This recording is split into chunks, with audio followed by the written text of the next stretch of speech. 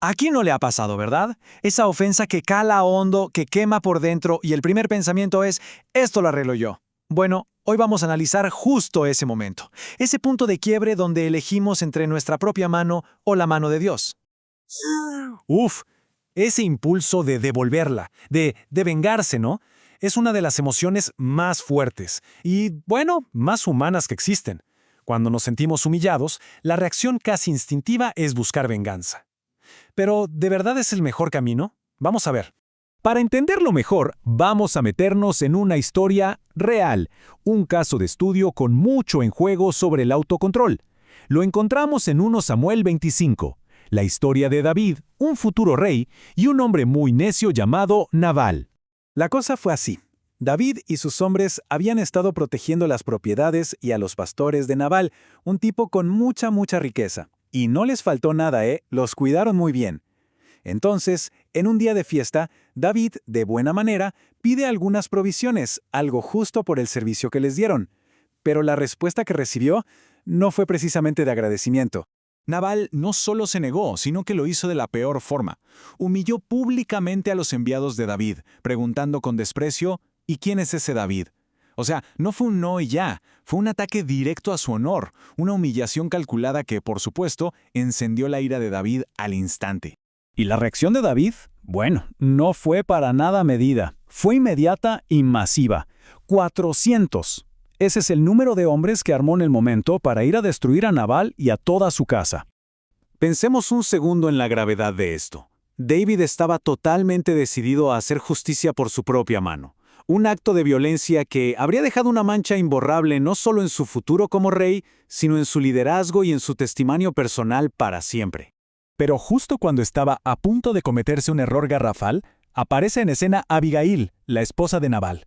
Y ella representa esa sabiduría que llega en el momento justo para evitar una catástrofe, y de paso, enseñar una lección que nos sirve hasta el día de hoy. Aquí está la clave de todo este relato. En esta historia se revela un principio espiritual increíble. Es como si Dios nos dijera, a ver, decide, o actúas tú o actúo yo.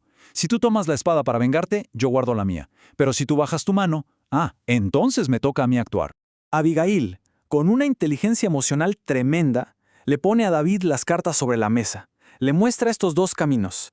Por un lado, su venganza personal, que sí, le daría una satisfacción momentánea, pero mancharía su liderazgo y le traería remordimiento. Por el otro, confiar en la justicia de Dios, lo que preservaría su testimonio y lo mantendría en línea con la gran promesa que Dios tenía para su vida. Y este es el punto de inflexión. Abigail logra cambiarle el foco a David. Lo saca de la ofensa del momento, del calor de la ira, y lo lleva a pensar en su propósito, en su destino, en lo que era eterno. Le recordó que la promesa de Dios era infinitamente más grande que el insulto de un hombre necio. Bueno, y ahora veamos el desenlace. ¿Qué pasa cuando David frena, escucha la voz de la sabiduría y decide esperar en la acción de Dios? El resultado es impresionante, por lo rápido y preciso. En el día 1, David se controla y se retira. Unos 10 días después, sin que David mueva un solo dedo, Dios mismo ejecuta su juicio. Y lo más importante, el historial de David queda limpio. El relato bíblico es muy específico. Dice que cuando Nabal se enteró del lío del que se había salvado, su corazón colapsó, se volvió como de piedra y murió. No fue la espada de David, fue la mano de Dios la que impartió justicia. Una justicia perfecta y contundente. Ok, la historia es poderosa, pero ¿cómo la traemos a nuestro día a día? Pasemos de la narrativa a una guía práctica para aprender a confiar de esta manera.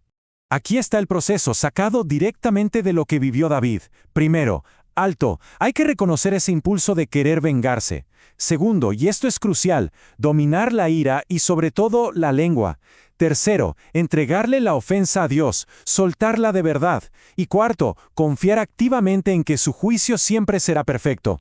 Esto nos lleva a una gran conclusión. La mejor defensa no es nuestro contraataque, es nuestra capacidad de dar un paso atrás. Cuando aprendemos a controlar la lengua, a frenar el enojo, le estamos abriendo la puerta al juez justo para que actúe a nuestro favor. Para terminar, quiero dejarles una metáfora que a mí me parece muy poderosa. Pensemos en la justicia divina como si tuviéramos un abogado defensor en un tribunal celestial. Imagínense la escena. Si en medio de un juicio uno se para a gritar, a insultar a la otra parte, a defenderse con sus propias fuerzas, ¿Qué hace el abogado? Se sienta, lo deja solo.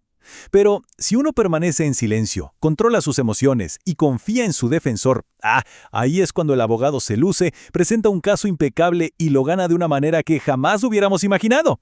Y la pregunta final es para reflexionar. Frente a las ofensas, a las humillaciones, a las injusticias que cada quien enfrenta, ¿estamos dispuestos a sentarnos, a guardar silencio y dejar que nuestro defensor celestial se encargue? ¿Estamos listos para entregarle el caso?